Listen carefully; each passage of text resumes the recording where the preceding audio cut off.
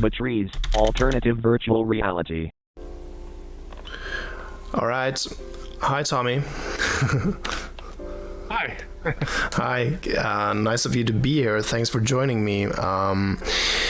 To those of you who are watching here on YouTube or listening in the podcast version, Tommy is a friend of mine, and for the last 6 months we've been discussing a lot,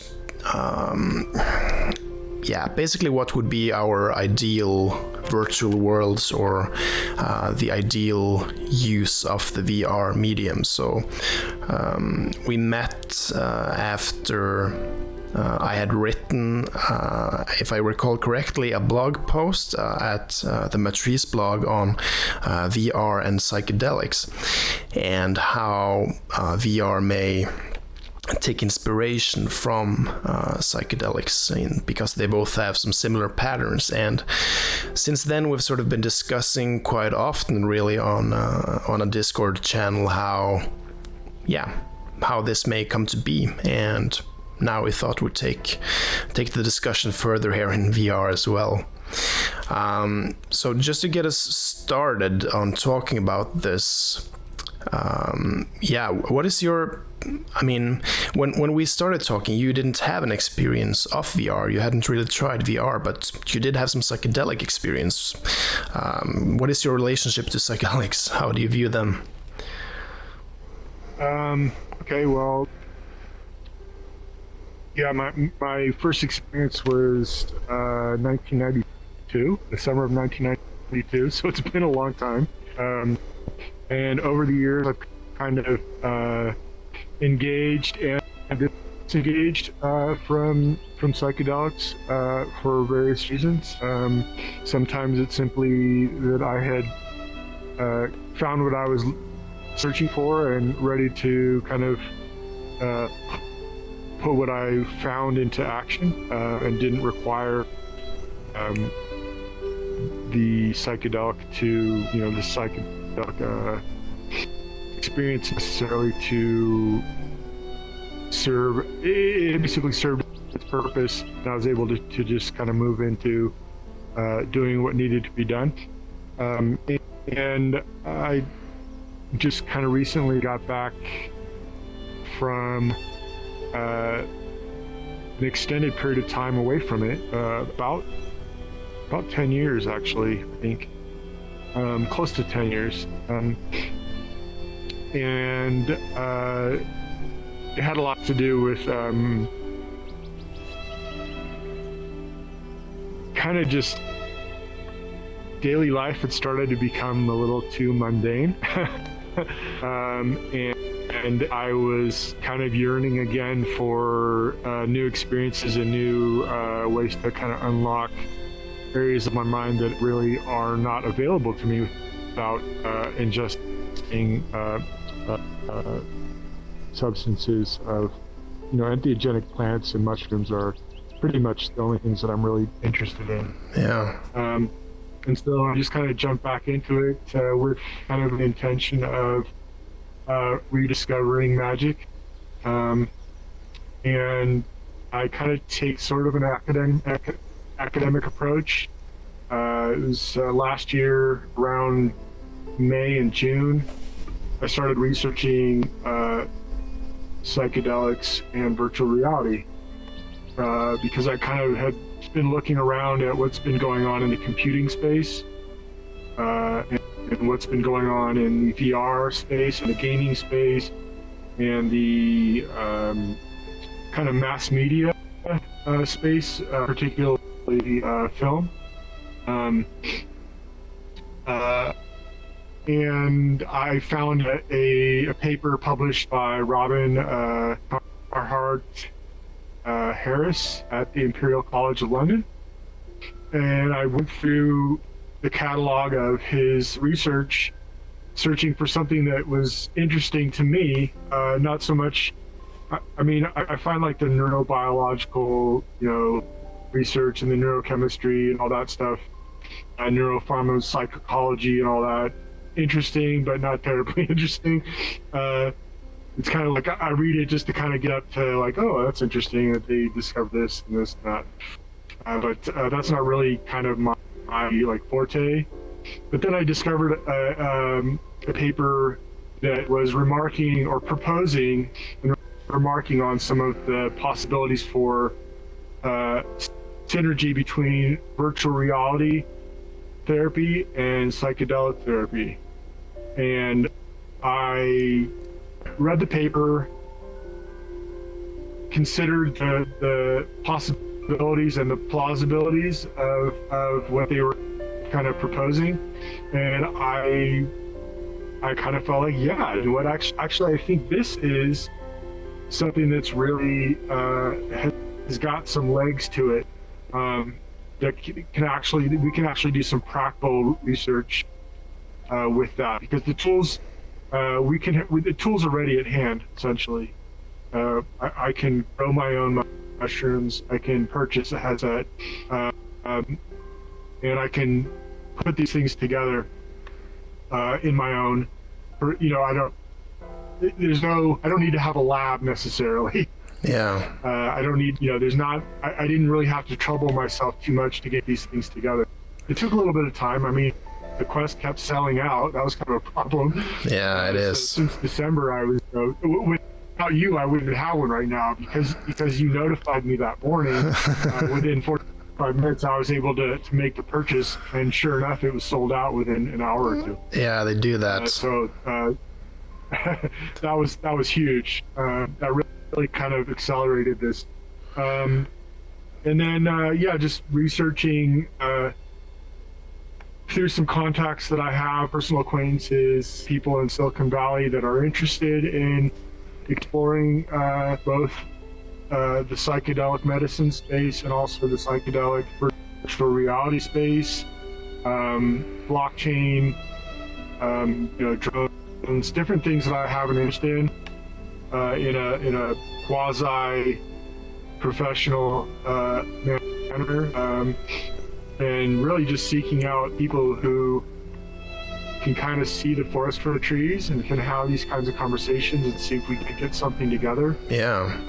To propose, an actual development studio or project along those lines to deliver. Because here's the thing: you have over here you have the plant medicines, the mushrooms. And over here you have the headsets and the Unity and the Unreal Engine and the tools to start creating this third thing in the middle, which is, okay, if we are going to create worlds that are specifically engineered and designed to be synergetic with the psychedelic experience, kind of merging these two media together, what are the philosophical, ethical, and theoretical underpinnings of that? And how can we build a scaffolding around those theories? And how can we start to intentionally design both an organization and a virtual environment that gives us like maximum access to new vistas and frontiers of consciousness? Yeah, because I mean, what it's about. Yeah, it's such an interesting design space, because I mean, for many of those who may be watching or listening, I mean, they may not even have tried, neither psychedelics nor VR, and both of these two individual things, one is often saying that it's an experience. You can't be explained what it's like. So, combining these two sort of radical experiential, you can call both of them, technologies, or it's quite a combination. So, you said that you started to approach psychedelics when things have became a bit mundane, or you needed the magic back, and yeah. yeah, I mean, what is the psychedelic experience? What is this magic? How would you describe? I mean, it obviously has some revelatory effects that are able to break up the way that we view the world. Or, I mean, that is of course its potential in therapeutic settings, right? I mean, depression is a certain way of viewing the world that isn't really updated towards what it's like, and so this breaker of shells that psychedelics can enable us new worldviews, which of course again is why VR may be something to that may take inspiration from this. But what is the psychedelic experience to you that can maybe be emulated in VR or strengthened in VR or provide synergetic effects in VR? Well, okay. Well, let's start from what I'm calling like the mundane world of the let's say just the pure realm of physical experience, like the extreme of like materialist experience, essentially. That the only things that are real are that which can be observed by your five senses.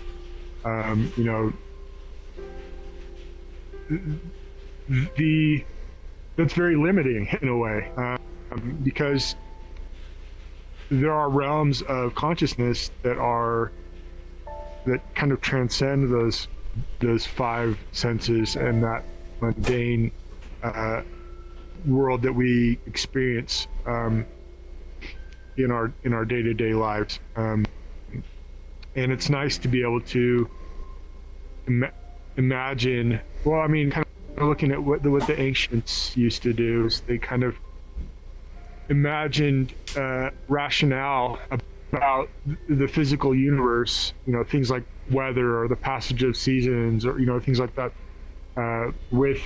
they'd kind of fill in the gaps, their lack of quote unquote scientific understanding of these phenomena with mystical experiences, explanations that may range from the superstitious to the religious to the fantastical, or just mythological, or what might however you might want to frame it.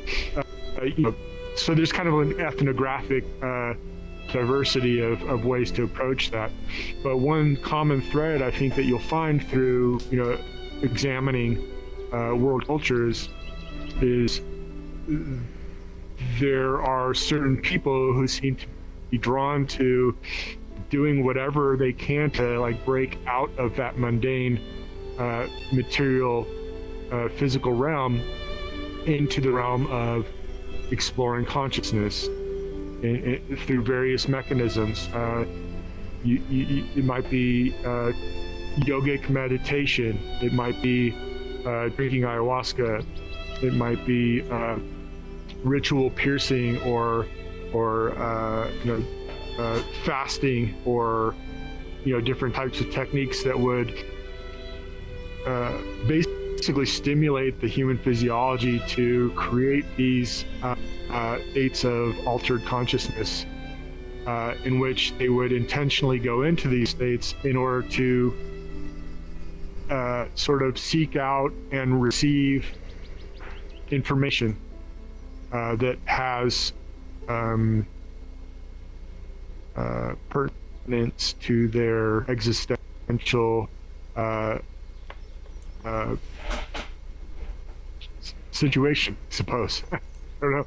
I mean, you're kind of stuck putting all these things into a kind of like a very narrow, generalized, holistic format, because like yesterday, I was just reading about psychedelic mushrooms in Japan, in ancient Japan. And Japan has a very rich folklore around spirits that inhabit the forest. And it's also one of the most densely populated with psychedelic mushroom places in the earth, which I didn't know. There's a wide variety of native mushrooms to that. Yeah, I didn't know either. To the Japanese islands. I had no idea. But then you kind of can see, like, well, it kind of makes sense, because the folklore that has emerged over thousands of years in their culture and some specific, incidents of like kind of religious cults and priesthoods and things like that that are involved with the evolution of their folklore, with the wood, with very broad pantheon of gods and spirits and fairies and ghosts and apparitions and all these things that kind of have this hallucinatory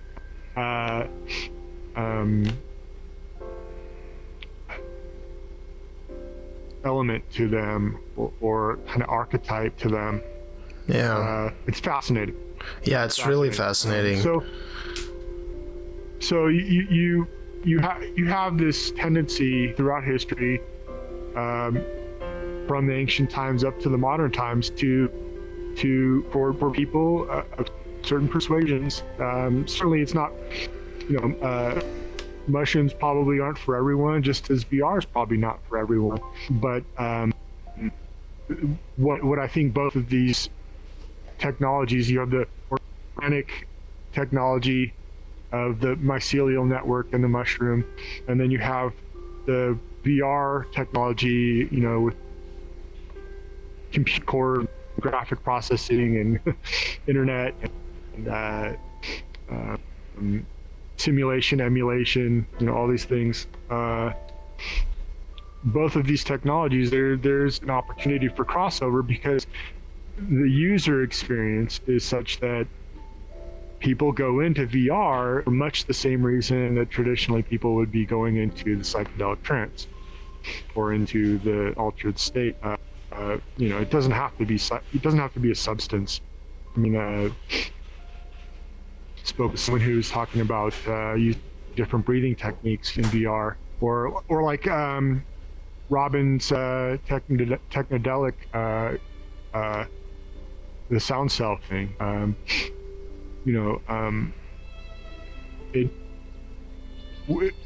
It's like there's certain kind of yearning in the human psyche to explore these experiences that kind of reveal to you and kind of draw you in to kind of mind bending, I guess you would say. Yeah. And so that's kind of where it all comes from. It's a very multifaceted field of inquiry, first and foremost. But at the end of the day, it's all based on direct experience. Yeah. An infinite variety of user experiences. The same could be. I mean, we'll get there someday with VR, I'm sure, and already we kind of, are able to do that. Just VRChat for one. I mean, unique encounters between people from that are on different sides of the planet in real time, having conversations and experiencing each other, as well as the infinitude of potential experiences that one can have, on 3.5 grams of mushrooms. You'll never get the same thing twice. I guarantee you that. And I just kind of see it as like these types of experiences over here in the shamanic experiences and the technology-based experiences. That there's a fertile ground between them that I think that it will be very productive for us to be exploring in a very practical way. Yeah, we're like developing for that. That's really interesting, especially what you're saying, that it's the same thing that motivates people to try VR as to take psychedelics. I mean, you want an experience, you want something to reveal itself, maybe something that can break you out of the 9 to 5 working, eating dinner, going to sleep, or whatever Not that there's necessarily anything wrong with either of those things, but we can get stuck as human beings in certain ways of thinking, certain ways of framing the world, viewing and interpreting everything we see according to one narrative that that's maybe it's been there for too long. Maybe the narrative is broken. Maybe it needs some revision. And what is very common to read, about people who've taken psychedelics, which seem to really be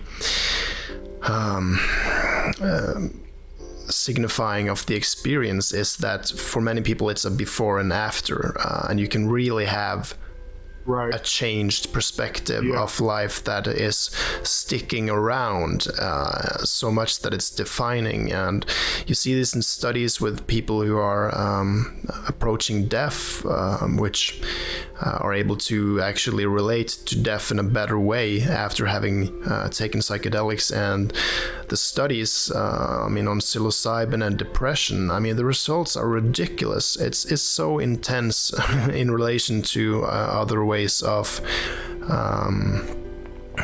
other interventions, medical interventions, and this is a one-time dose that may change these things. So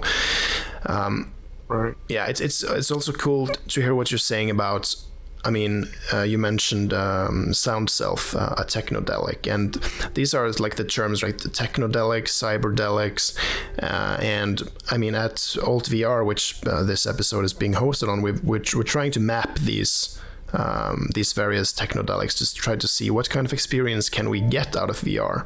And I think, what seems to be characteristic of the psychedelic experience is that there is a changed relationship between you and the world, but not necessarily or the whole thing of it is that you are being changed, or the relationship between you and the world is being redefined, because there isn't these two opposite poles in the same way. And this is something that VR maybe can attempt to emulate, at least, because we can position ourselves as different things, or as avatars that have a different relationship with our environments and try different perspectives. So, but again, what is happening during a psychedelic? When you are taking 5 grams of mushrooms, what's going on?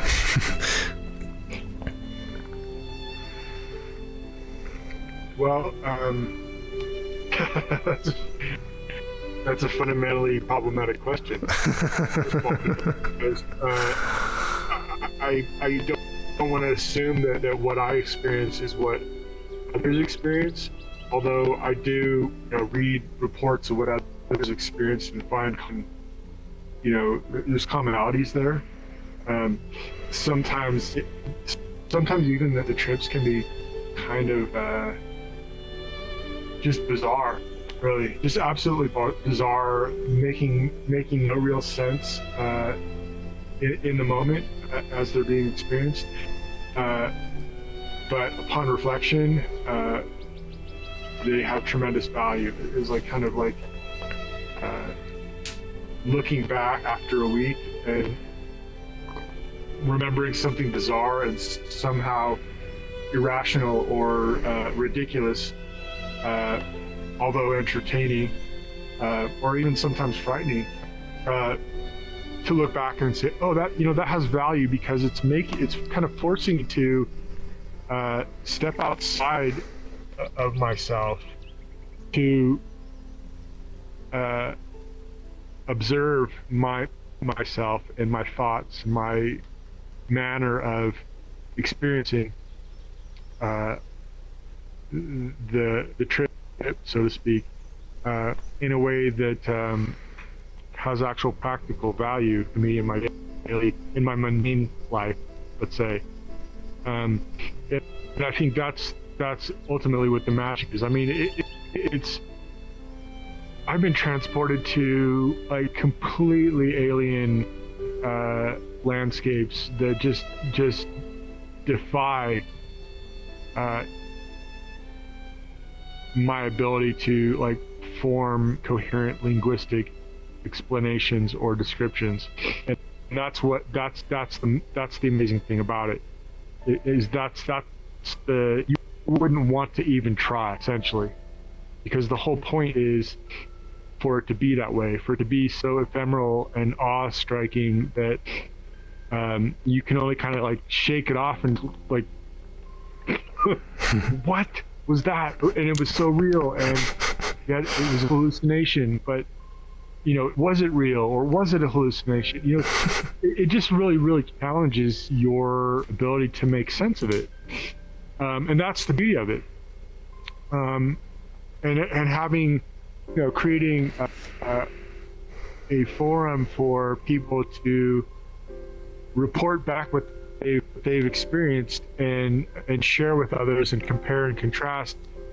I think that's the real value of it. I mean, it becomes an exercise in storytelling.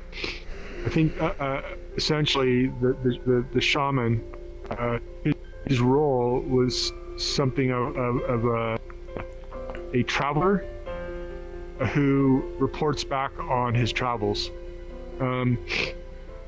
for others to either embrace or reject, as the case may be.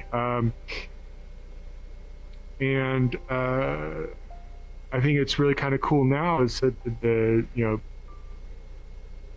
anybody has access to these types of alternative realities through virtual reality. Whether they're interested in mushrooms or not, or it's not for them or whatever, you can still kind of relate to what the psychedelic experience is by virtue of, putting a headset on and going into some world that I mean, I haven't found it yet, but I'm sure that we can do this, is to create worlds that evoke the same sorts of almost provocation in a way that just confronts your ordinary manner of experiencing consciousness with completely new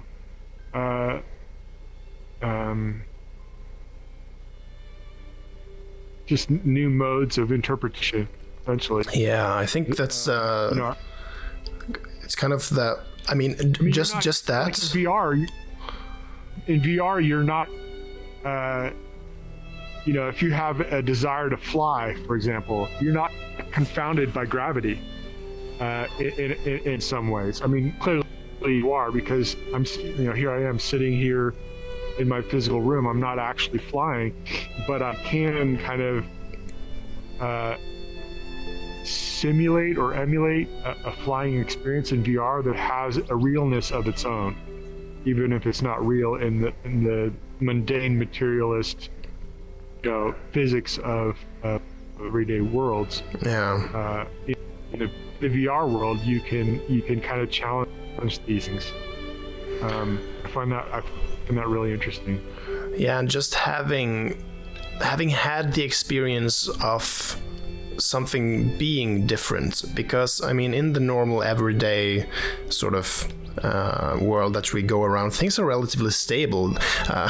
There aren't necessarily many revelations around the corner. They happen a few times throughout life, like having a child, etc. These seems to be like the profound ways in which reality opens up to us to really reframe the world. But I mean, what I think VR can do is, okay, we had an intense experience trying an application like, I mean, there are these really emulating like trips like ayahuasca VR at Steam, which I actually think is quite good, but just the fact that you experience something that wasn't like reality may make you look for things like that in your everyday being going around, which is the same thing that psychedelics may do. You may come with the expectation that, okay, it's possible to experience things that are radically deviating from my everyday way of adhering to reality or perceiving, and just that in itself. I mean, Jaron Lanier wrote in his book, The Dawn of the New Everything, that virtual reality makes us sort of take a take a new look at reality and makes us appreciate reality more, because we see that, oh, things could have been different. It's just not one thing. Yeah. Yeah. But I mean, in terms of what kind of, no, go on. I was just going to say, I mean, that's another important juxtaposition between the psychedelic experience and VR is I wouldn't want to spend forever in VR. You know what I mean? I don't want my VR existence to become mundane. I want to be able to take the headset off and go back to the real, baseline of my five senses. And the same goes with mushrooms. It's like I want to go in, I want to go up, and I want to come down, and I want to get out again. I don't really want to spend forever in there. I want to spend the allotted time. I want to make that experience as rich as possible, and then I want to, kind of shrug it off and move on. And with the knowledge that I can go back and re-enter,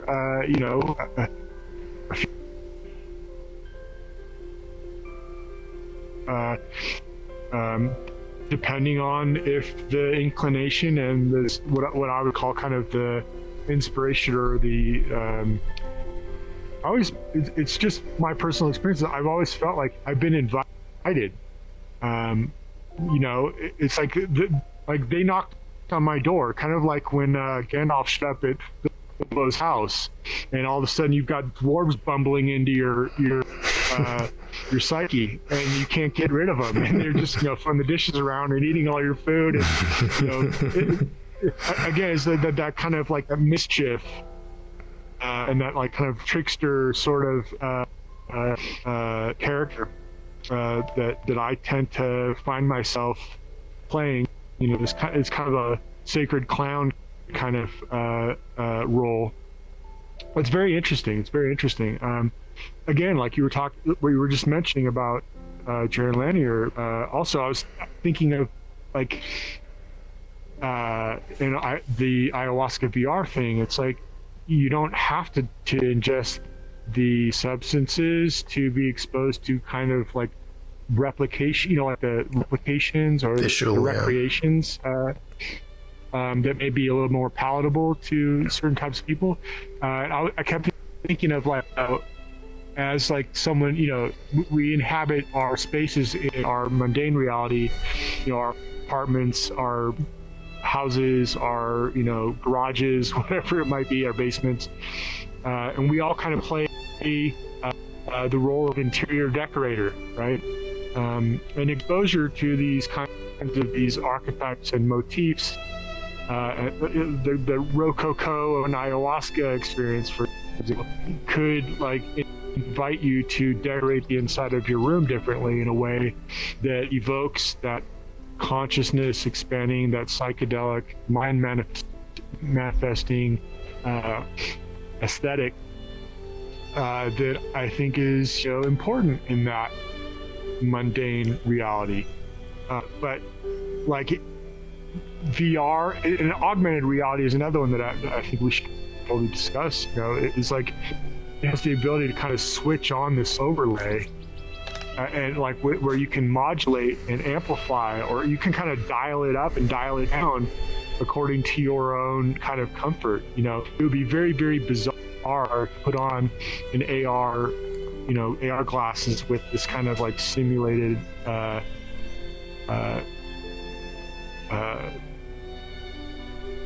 aesthetic of like a mushroom trip or an LSD trip or something like that, and then just go walking down, stone cold sober, walking down Main Street. That'd be really interesting. I mean, I don't remember the name. What's the name of that application that they have that like kind of creates these hallucinatory effects? The Google's Deep Dream. Yeah, Deep Dream. I find it very, very annoying that dog motif keeps showing up. It's like I never see that in the real. Like I've never seen that. Yeah, I think it's just what they had as their data set. But it's not like people overdo the effects too much. Genius developers. you'd like to do something about that. I agree.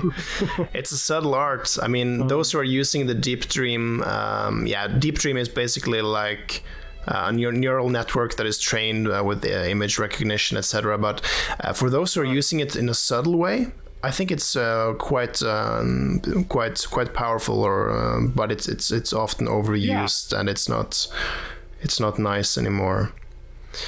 But I think like that's basically like people. We need to kind of like not get carried away with the simulation thing. I've kind of bounced back and forth with the is it a worthwhile? Is it really a worthwhile investment of my time and energy to try to simulate? To try to like assist in the development of simulations. And I've kind of come to the conclusion that it isn't really. And by simulation, you mean replication, or? Yeah, I mean, because creating these algorithmic visual representations, they're interesting, and I certainly find them to be fascinating to observe. You know, like there's a Dutch artist, Julius Horstwins, who does these fractal Mandelbrot 3D things that are just epic. They're absolutely epic.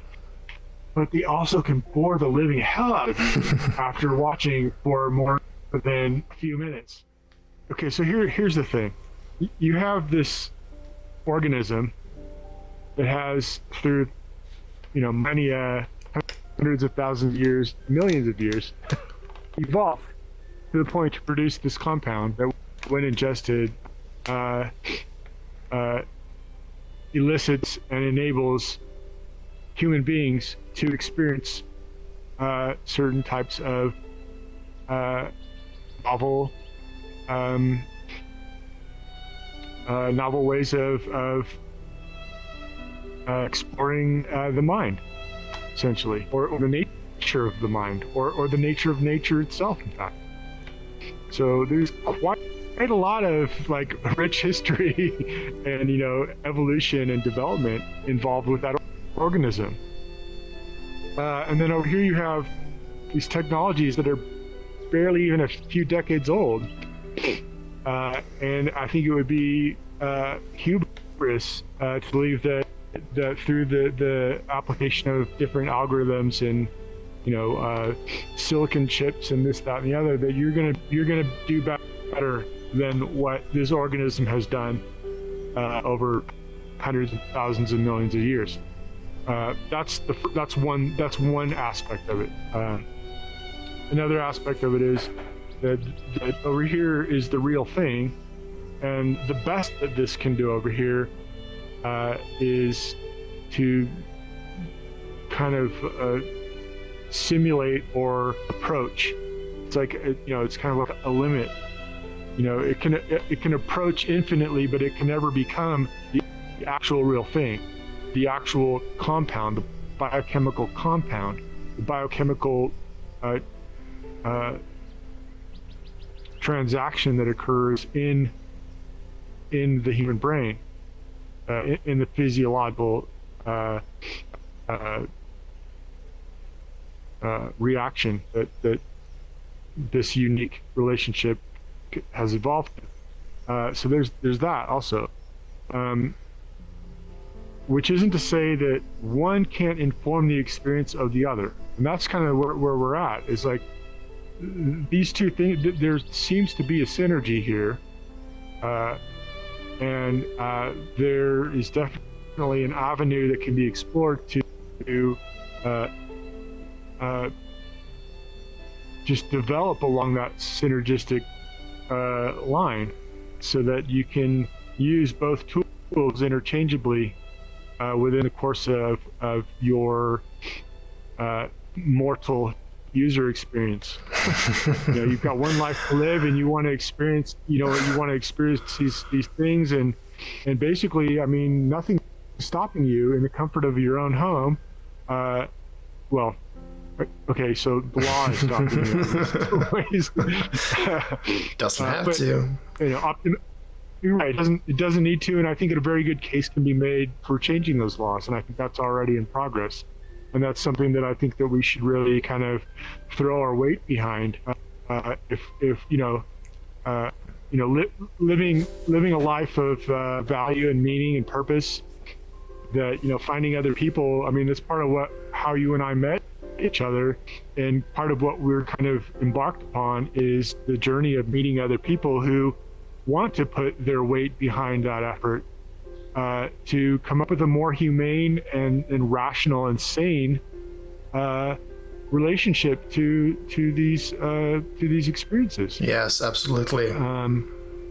And that can even be made as a call out there. I mean, if anyone is sitting with ideas in terms of VR as Cyberdelics, or the combination of VR and psychedelics, then you can send a message to Tommy Rasor and me, because we're interested in these topics and we want more people on the team. Yeah, no, the door.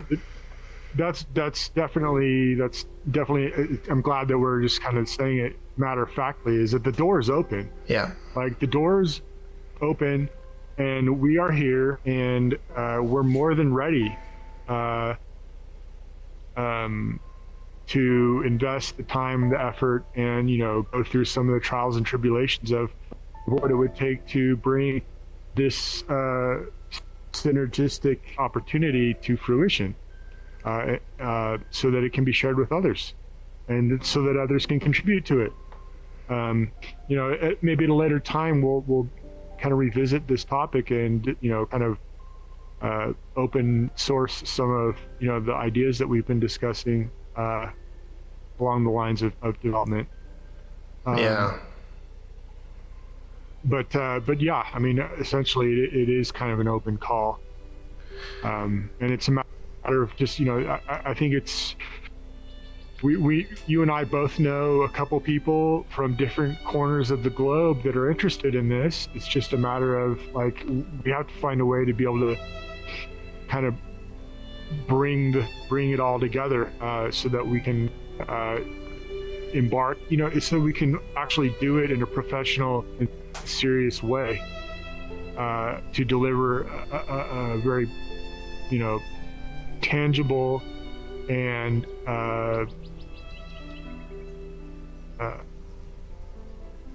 real product to market. So to put it in the most inane way of saying it, but essentially that's kind of what's required.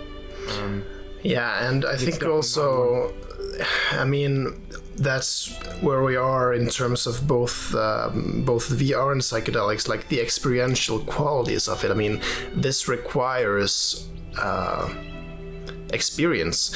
We need to have experience of psychedelics, we need to have experience of VR, and we need to have experiences of VR and psychedelics. And from a design perspective, I mean, as a design researcher, designing for people who are tripping is a very interesting problem. It's a very interesting demography, and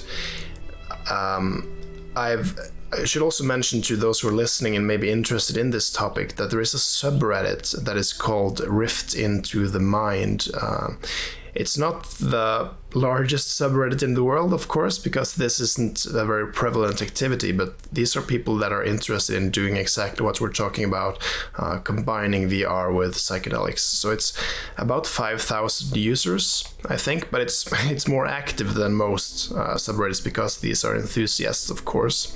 And I've talked to one guy there who I'm going to have for an interview as well, to hear a bit more about the culture in the subreddits. But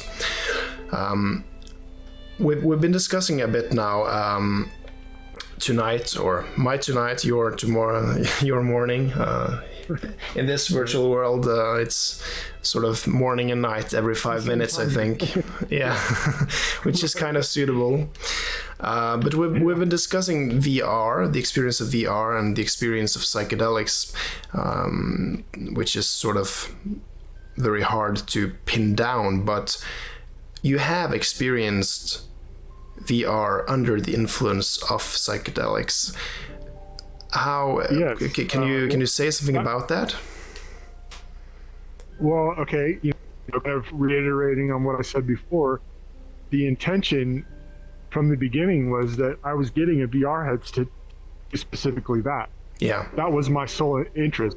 I didn't care about VRChat. I didn't care about games. I don't get a lot of satisfaction and awe, and I don't get wowed by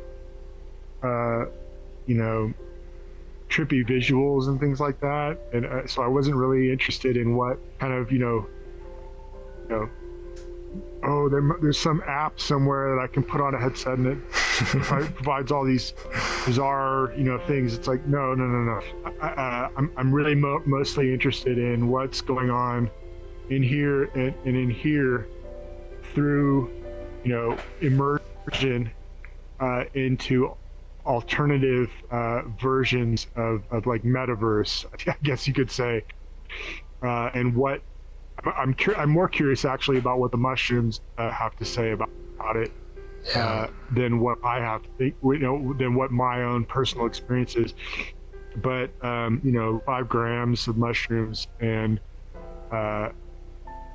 just basically there's an artist.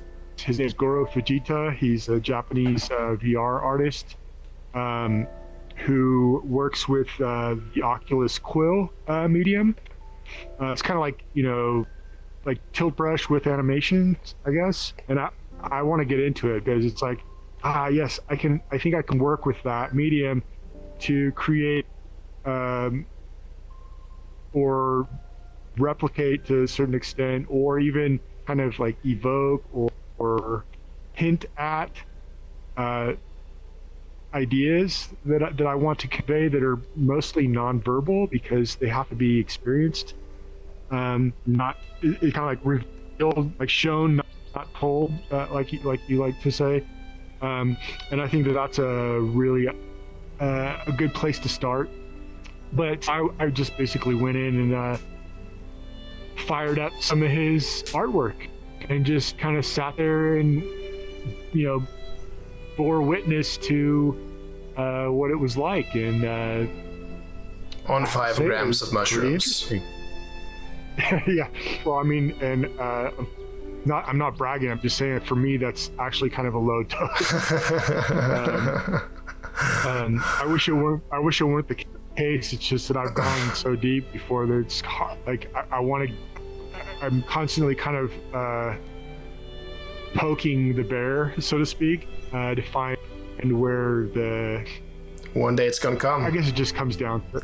Yeah, I mean, it just comes down to how bold am I feeling, and how willing am I to have my ass handed to me if I go too far. And I think my willingness to get slapped, as say, is probably a lot. I have a higher tolerance to that now than I'm kind of a little more stoic about it now than I was when I was younger. Yes. But essentially, it's like you're in this position.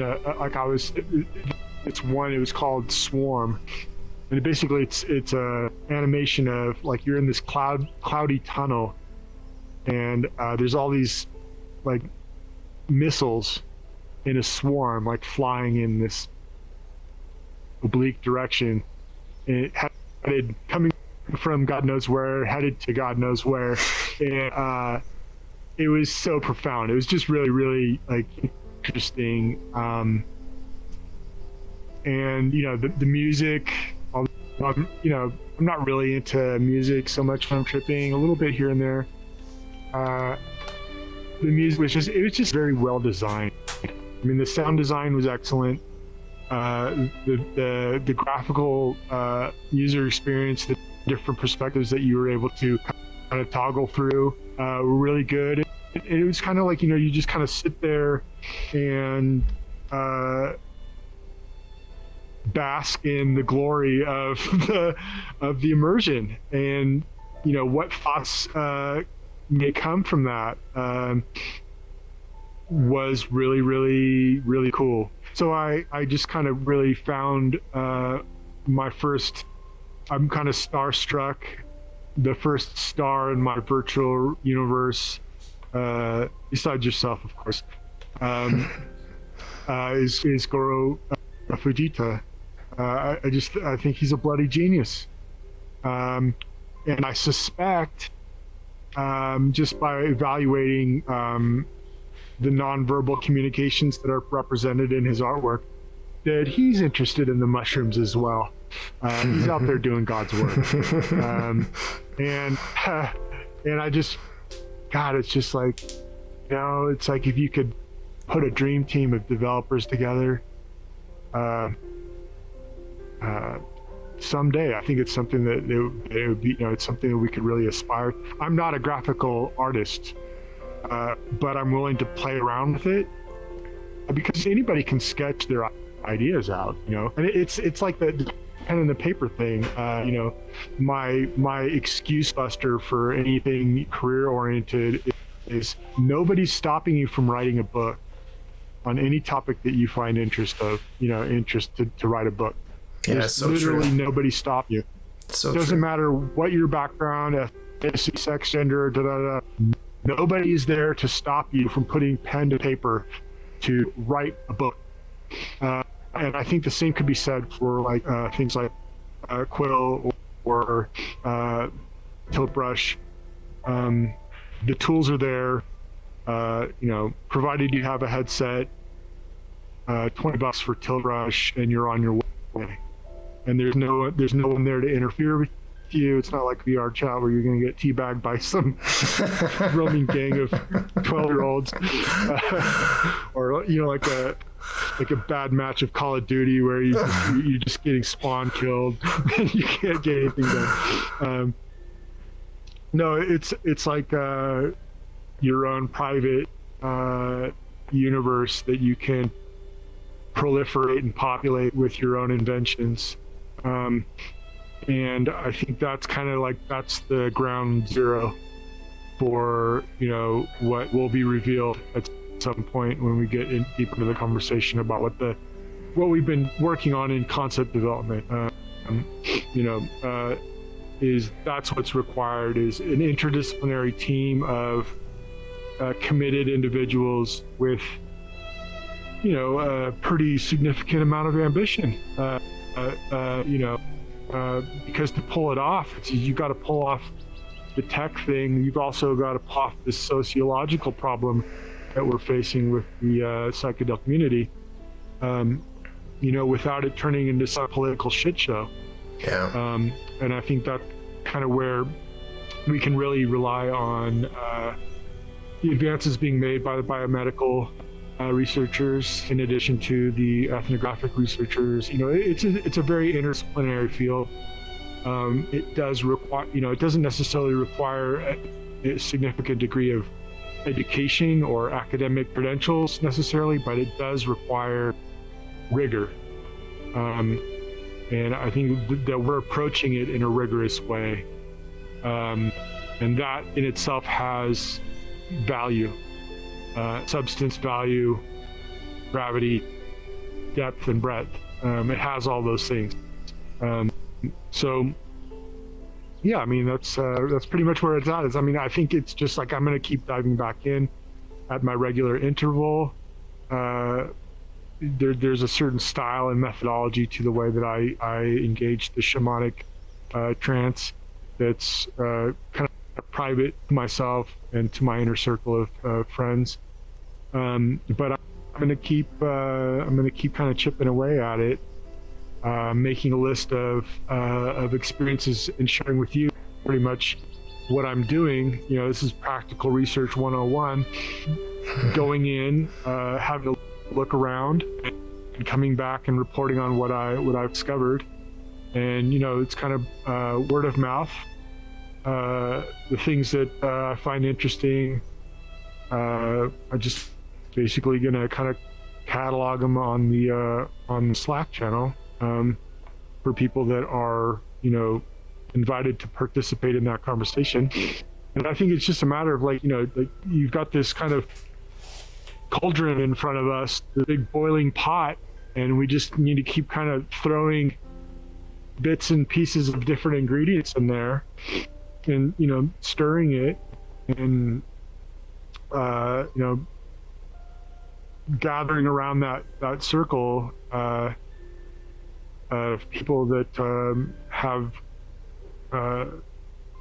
similar ambitions and kind of we want to have a diversity of opinions and perspectives, but we also want to have kind of a unifying drive and kind of end state that we're aiming for. It's kind of like the analogy's been made of like psychedelics as being kind of like what the microscope was to microbiology, or the telescope was to astronomy. They can be for human consciousness, and people that are serious about using these tools in a serious and kind of professional and competent way. That I think we're starting to get to the point where that kind of event horizon, such that once you cross over, like it's like sayonara, like you're in, and this thing's going to take you for the ride of your life, and we have no idea where it's going to go, but we kind of create the conditions for certain types of outcomes to emerge, and certain kinds of products, and to put it in the most mundane and boring way possible, products and services that users are willing to pay for and consume, and hopefully provide feedback and iterate on and improve over time. Continuous improvement in a direction of I think the health and wellness venue, you're never going to get rid of that recreational venue. You're not going to be able to control what people want to do with their own brains. I mean, there's no point in trying to, the prohibition methodology just doesn't pan out. So there's going to be some kind of capitulation with that at some point. Doesn't mean that you have to be out there endorsing reckless and irresponsible behavior.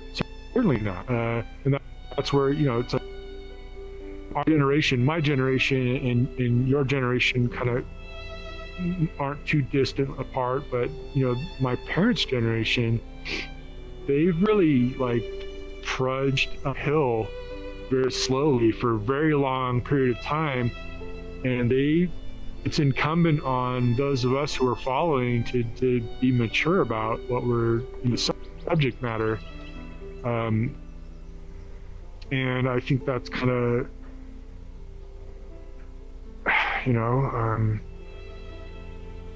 recognizing our own fallibility with a lot of this too. There's still a lot of mistakes that are going to need to be made along the way, but I think that there's enough traction now that we can start to kind of take a really mature and serious perspective on how to exercise responsible entrepreneurship in the psychedelic space, how to the privacy of one's mind is a sacred thing, and so we don't want to be inventing and exhausting data privacy concerns that users might have, to protect their anonymity, for legal ramifications or whatever it might be, or just simply for like mental health conditions, or maybe they go through some virtual experience that's embarrassing to them, that shouldn't be made public for all the world to observe and jeer at or mock or otherwise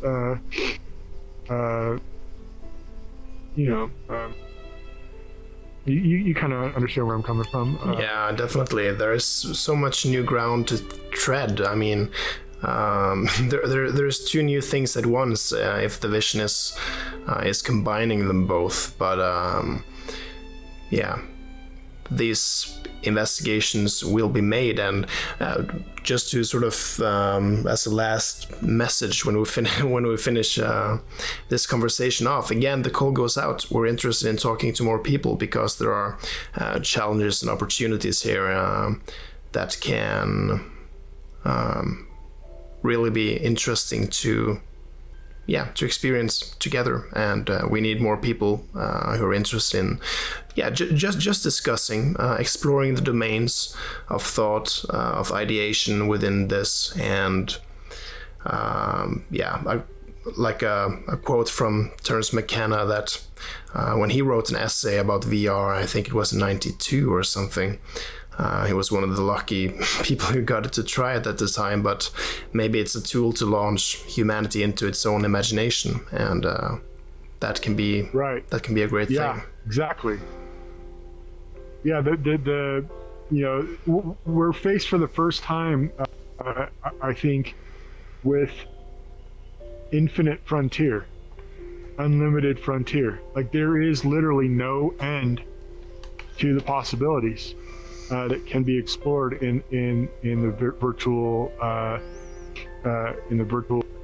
realities that we can create. And we're not limited by gravity. We're not limited by, maybe in some ways we are limited by our own mortality, but in other ways we're not limited by our own mortality. I mean, think about like how much influence Terence McKenna has had since his death. I would say that he's had more impact passing away than he did during the course of his life. And hundreds of hours of lectures and monologues and rants and raves that he ever presented, just because it's like now he's become kind of maybe like a cult figure, or I like to think of him as kind of a psychedelic oracle. You can go and find clips of his this raving amazements on YouTube, and listen, and just something can just hit you from a certain angle to make you think differently about what's going on now. And I think that's really what we can probably do with virtual reality too. It's like extend our consciousness beyond the grave in a way. And it's kind of like, I'm aware of that. I'm very aware of that. It's like, when I'm speaking to you and I'm speaking about these topics, I'm not just speaking to my own time and my own generation, but I'm kind of I'm trying to connect with people that haven't even been born yet, that may want to come back and do some research of their own to find out what it was like for us trying to get this thing launched and off the ground. And what were the things that were, just kind of drawing on inspiration. I mean, I think that's kind of what I do. I mean, that's most of the music that I listen to, most of the that I read, or the lectures that I listen to, is I'm reaching back into the past for inspiration. I'm reaching back to find that spark, and kind of basically, it's like reflecting on the past so that we can kind of find a light to follow for the future, kind of thing. And I think that more than the gaming or the you go through the library of all the things in Steam and all the things in Oculus. It's a lot of it is already just kind of a regurgitation of what you're finding in the gaming and then the app, the app space. I think it's time that we kind of step forth into a new direction with the digital universe that's been enabled by the internet. Drawing from it's kind of like there's a lot of hard-won battles that have been won over the years in the gaming communities through pushing the envelope, in for better or worse, obviously, that we can kind of learn from. But basically, I guess my vision of all this is that the VR psychedelic synergy is that it becomes a genre in and of its own, in its own right. That it's its own thing.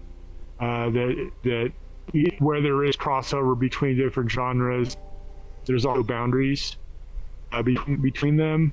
That this has integrity of its own, and that it's going to kind of carve out a niche in the human psyche that will sustain, survive over the course of a very, very long time.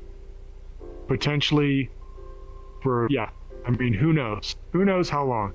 Who knows? That it'll keep evolving and getting better, and that, every new person that jumps in for the first time can make it their own in a way, so they can kind of like stake out a claim in this world. And it's like just infinite horizon. There's just however many terabytes and exabytes we can pack into the community memory. The Mind Palace collective community. Just pack it in, fill that thing with as many oracles and as much art, as much experience as possible. That's pretty much all I got right now. Oh, there's a lot more, believe me. Like, there is infinite horizon. No, but it's a really good point. I mean, in terms of the infinite horizon, that's why we're doing this podcast series too, because the infinite horizon in terms of ideas is really what makes this such a great conversation topic in terms of what we can do. But thanks a lot, Tommy, for joining me for this. It's been a really pleasant discussion, and I'm sure you'll be back. We'll, of course, talk offline as well. Oh, look at that. That's nice. Yes, I'm learning all this, Avatar Mastery stuff. It's pretty fun. Like, these. Oh, really nice. Well, you're learning me some new things. Really great. Please like and subscribe. Oh yeah, thanks doing my plug. That's good. All right, thanks Tommy, thanks a lot. We'll talk soon. All right, bye. All right, I'll see you on the other side. Yeah, bye.